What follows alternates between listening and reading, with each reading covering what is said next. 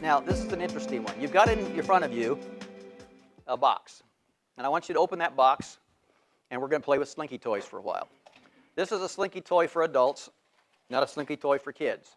So it's not a toy you take home and you give to your kids and say, look what I got at the office today or at the conference or the institute. I want us to talk about Slinky toys. And take it out of the box. You've got to do some work on it. And I want to ask you right now, what are you doing?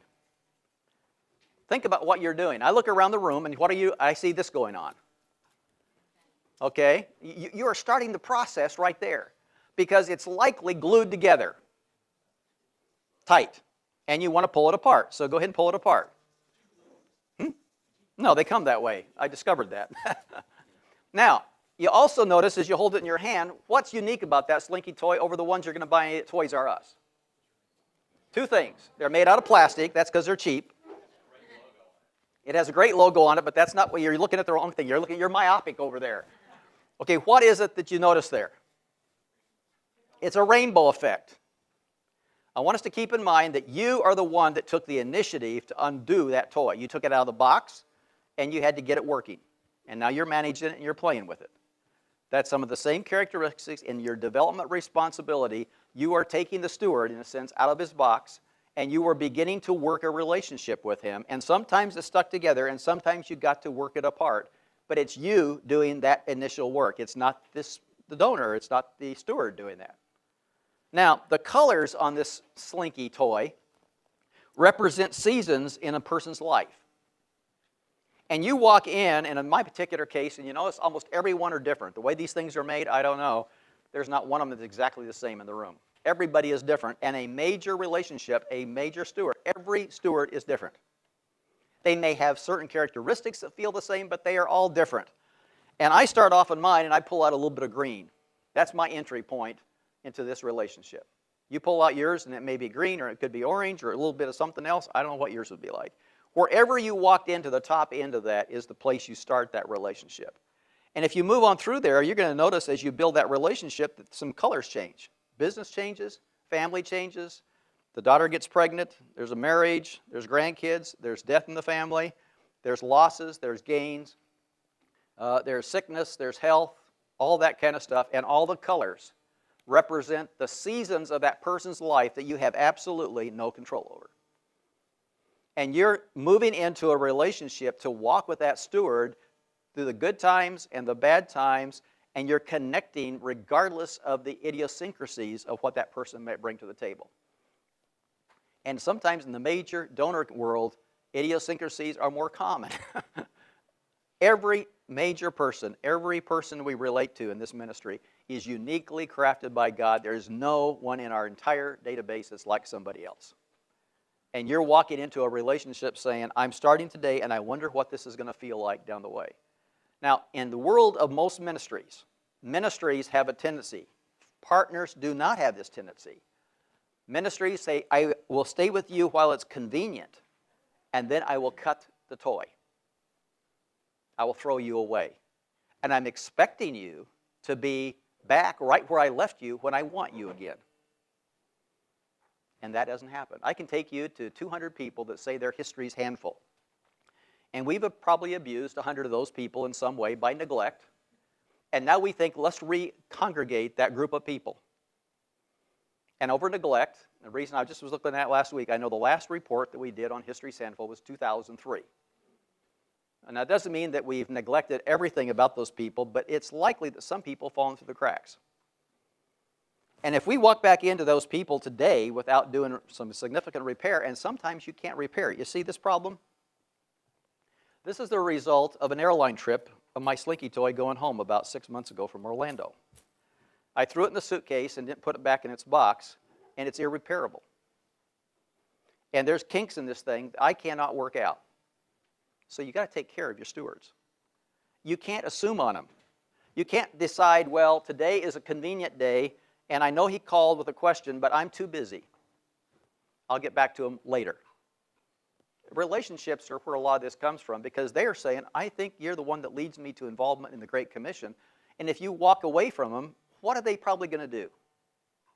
My experience is most partners, most stewards, don't stop giving. They just go look for someplace else that treats them with kindness. They're looking for another place to land. So if we are looking at History's Handful and say they've got 200 names in the hopper, and we got 100 of those people that are kind of drifting around, that doesn't mean they're not supporting staff members and not engaged in some level of Campus Crusade. But I would venture to say that a lot of those people that really wanted to be engaged have found a place to be engaged, and it's not us. Because they're not going to sit around as God touches their heart and they become the knowledgeable of their stewardship. They're going to find a place to put their resources, their time, their talent, their treasure, and so forth. Now, you've got the basic essence. So there's a lot of things we learn just by playing with this crazy thing. And when you put it on your desk and you pick it up and play with it as a tension releaser tomorrow or next week or something like that, say, okay, who is it that's in my relationship load? What are these stewards like? How are my staff supporters being treated? How do they think about me? Who have I neglected? Who have I forgotten? What can I do today to tell somebody that they really do count? Who needs a call, not because I need money, but because they just need to have a call and be prayed for and encouraged? That's the process. Now, you can keep track of around 25 to 50 Slinky toys, and then your mind goes crazy. I'll give you some tools a little bit later to help you do some of that. Here's what happens, though. There is a process to the length of the toy. And there's three things that you're going to do. We're going to look at those three words that make up one round of the Slinky toy. And I'm going to give you those words. The first one, and you can see that on the little round circle there. When I first started working on this many years ago, I used these three words as an outline and realized the outline was manipulation. And I don't want to manipulate people. I want to help encourage people. So the three words are a continuum. It goes all the way through this toy over and over and over again. If it's 20 years of Slinky toy length, that's what you got to think about. The word acknowledge is saying to this, I know who you are, I appreciate who you are, I love who you are, I connect with you as a person, acknowledging the relationship. We really are friends. Now, in that acknowledgement area, say I'm going to have an appointment, or I'm going to make a phone call. And this call, let's just use a phone call as an example of this real quick here. This phone call is going to last 15 minutes. The first 5 or 6 minutes of that phone call could be about family, could be about health, could be about vacation, could be about business. It has nothing to do with mission. It's people talking to each other. In that time, you're expressing empathy and you're listening. You're not talking much. You're asking questions that allow them to participate. If we were doing this in an appointment, it could be 15 minutes of an appointment of a good, friendly visit. In that scenario I gave you a little bit ago, the 3 ministry leaders going into a person's office, if they had spent enough time in the acknowledgement level, they would have changed the entire course of the discussion. Second word is the word educate. So that's 1/3 of the way around. That's probably the question when you sense the time is right to say the reason I wanted to see you today was I wanted to share with you what we're working on. It's a transitional phrase from we're good old buds to I've got something that you might be interested in. And as you could even say, as a steward, I thought you might want to know what I'm working on and how you might consider your personal involvement. It just is a phrase, a sentence. You almost got to memorize something to move from acknowledge to educate. Get that down in your brain so that you know when you want to shift gears. You came to see them, so they're expecting you to shift gears someplace. Education is helping them unpack the story that you've got. Either a story you tell about a person's life being changed, a story about the project that's going to be worked on. Whatever that particular issue is, you are now unpacking the educational side. And that has usually got energy, and it's sharing what's on my heart with their heart. So that's the level of engagement you have there at education. The third word is the last time around the loop on that first time around, and that's the word involve. So you've got acknowledge, educate, and you've now got the word involve. The involvement could be for prayer, it could be for money, it could be, could you hope some people together in your home, could you come on a trip? There's 1,000 ways they could be involved. But this has usually got an energy of enthusiasm, and it includes an ask of some type. So the 3 words that you're always looking for is how can I acknowledge the relationship, how can I educate them on the core mission, the cause, how can I engage them and involve them in the cause. I have an appointment, say goodbye, I go to my car.